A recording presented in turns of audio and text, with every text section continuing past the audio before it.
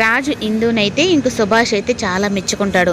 Same మీ అమ్మ మీ నాన్నలాగా ఎలా ఒక ప్రాబ్లం వచ్చింది అంటే దానికి కరెక్ట్గా సొల్యూషన్ అనేది వెతుక్కుంటున్నావు, ఇలాగే నువ్వు ముందుకు వెళ్ళాలి అని చెప్పనని ఇంకా సుభాష్ అపర్ణ కూడా మెచ్చుకుంటూ ఉంటే, అయ్యో తాతయ్య ఇప్పుడు ఇందు పక్కన తన భర్తగా నేనున్నాను, తన్ని ఏదైనా వచ్చి అడ్డుకోవాలి అంటే ముందు నన్ను తాకాలి అని చెప్పనని ఇంకా అంటూ ఉంటే, ఇంకా రాజు చెప్పిన మాటలకైతే ఇందు అయితే ఒక్క నిమిషం తను ఆపద్ధర్మానికి భర్త అన్న విషయం మర్చిపోయి తనకు స్వీట్స్ తీసుకొని వెళ్ళి తనకి తినిపిస్తూ తను తినిన తర్వాత తను కూడా తింటుంది. అయ్యో అది నా ఎంగిలి అంటే, లేదు నాకు నా భర్త ఎంగిలే కదా అన్నట్టుగా తను తింటూ ఉంటే, వీళ్ళిద్దరు ఏం చేస్తున్నారా అని చెప్పని రేఖ అయితే చూస్తుంది.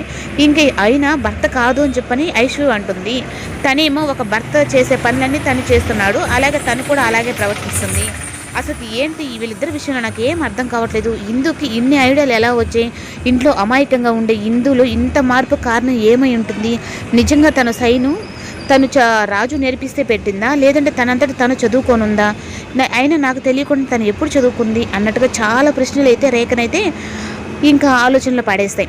ఇంక ఇందు కూడా అయితే మొదటిసారి రాజు విషయంలో మంచిగా మారి, నాకు భర్త అయితే నన్ను ఎలా కేరింగ్గా చూసుకుంటాడో తను అలాగే చూసుకుంటున్నాడు అన్నట్టుగా ఇంకా రాజు మీద అయితే ప్రేమ పెంచుకుంటుంది.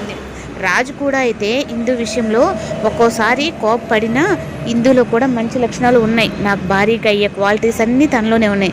ఎందుకు నేను ఇందుకి చాలా దగ్గరగా తను నిజంగా నా భార్య, నా కోసం పుట్టింది అన్నట్టుగా ఎందుకు నాకు ఇలా అనిపిస్తుంది? నిజంగా ఇది పూర్వజన్మ అనుకుంటాను.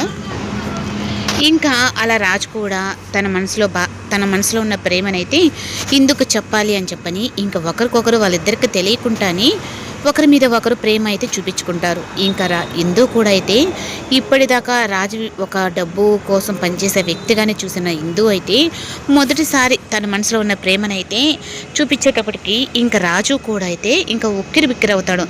ఇంకా ఇదంతా చూస్తూ అసలు నేను ఏం చేస్తున్నాను, వీళ్ళిద్దరి ఇలా ప్రేమను చూడడానిక నేను ఇక్కడున్నాను అన్నట్టుగా రేఖ అనుకుంటుంది. లేదు, వీళ్ళమ్మ నా దగ్గరికి ఇందును కూడా పంపించేసేయాలి, అప్పుడు కందే ఈ ఆస్తి అంతటి నాకు రాదు అన్నట్టుగా మళ్ళీ రేఖ ప్లాన్ చేస్తుంది.